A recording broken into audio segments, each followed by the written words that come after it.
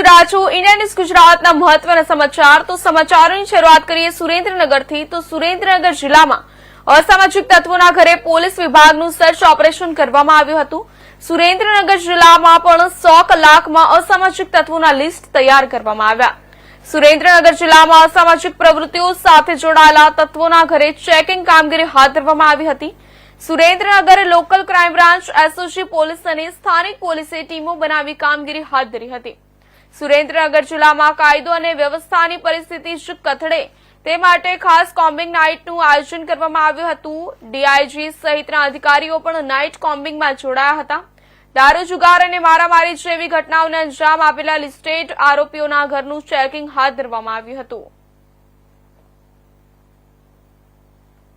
ગુજરાત રાજ્યના ડીજીપી સાહેબ દ્વારા તમામ જગ્યાએ અસામાજિક તત્વોનું 100 કલાકની અંદર એક લિસ્ટ તૈયાર કરવા માટે સૂચના થઈ આવેલ છે।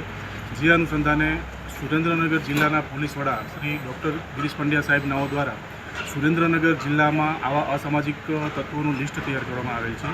તે અનુસંધાને સુરેન્દ્રનગર જિલ્લામાં અલગ અલગ પોલીસ સ્ટેશનમાં તે અસામાજિક તત્વોને ચેક કરવા માટેની એક અત્યારે કોમ્બિંગનું આયોજન કરવામાં આવેલ છે। જેમાં અલગ અલગ પોલીસ સ્ટેશનમાં અલગ અલગ અધિકારીઓના સુપરવિઝન હેઠળ આ કોમ્બિંગની કાર્યવાહી હાલ ચાલુમાં છે અને અસામાજિક તત્વોને ચેક કરી અને તેઓ વિરુદ્ધમાં જો કોઈ ગેરકાયદેસર